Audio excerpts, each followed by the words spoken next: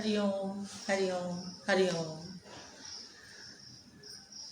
आज हम अपने पीछे वाली चर्चा को ही थोड़ा और आगे बढ़ाएंगे।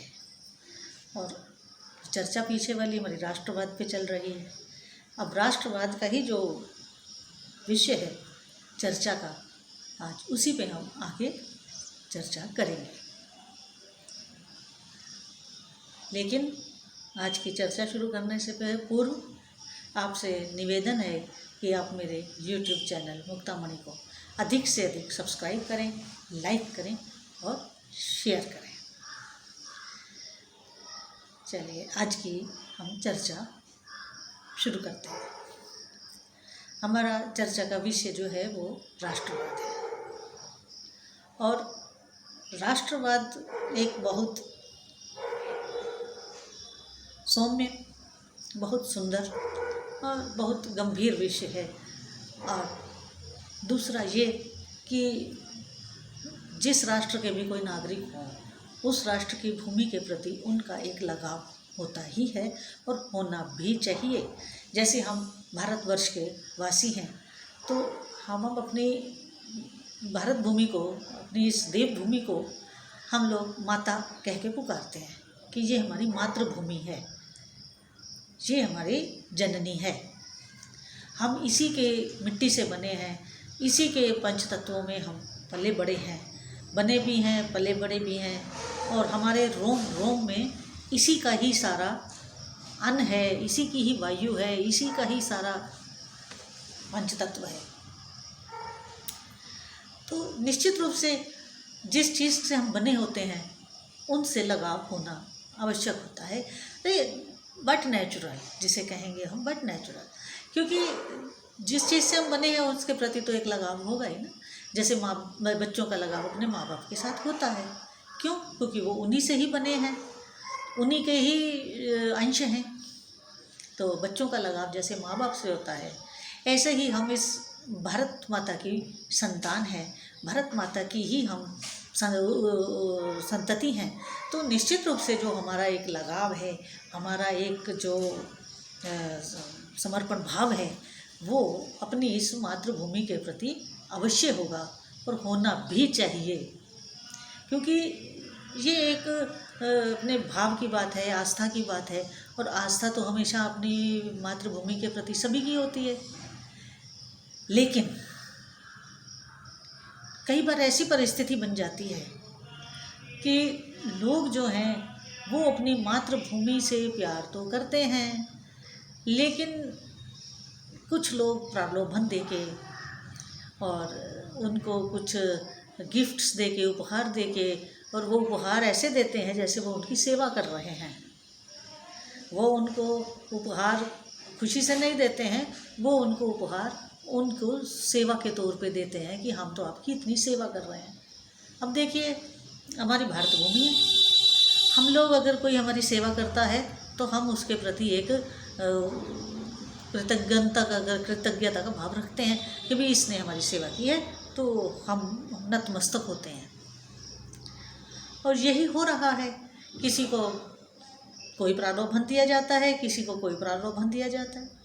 और देखिए, हर जो राष्ट्र होता है उसकी अपनी भूमि होती है, उसकी अपनी एक संस्कृति होती है। और जो वो भूमि होती है और जो संस्कृति होती है, और उस भूमि और उस संस्कृति के साथ एक चीज़ और जुड़ी होती है, और वो है धर्म।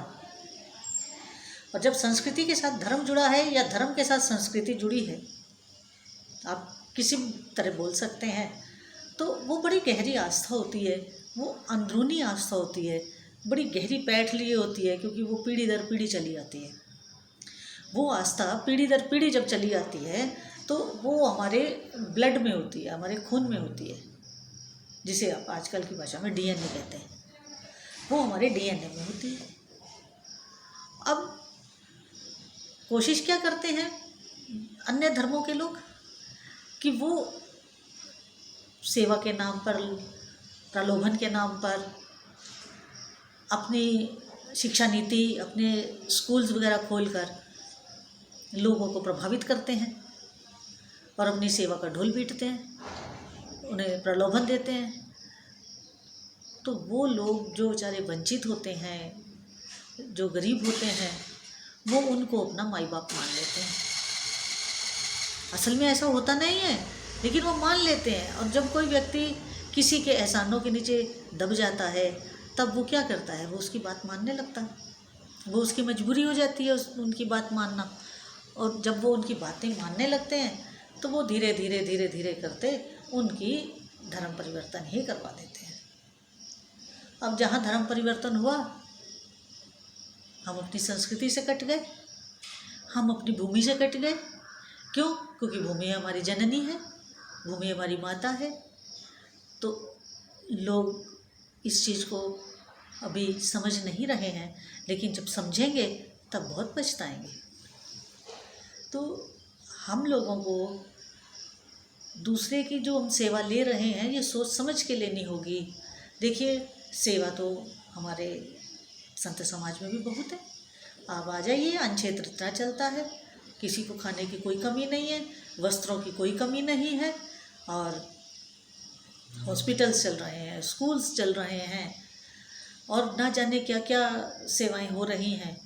लेकिन हम सनातन धर्मियों की आदत ढोल पीटने की नहीं है, और ना ही अपनी सेवा से किसी को प्रभावित करने की रहती है।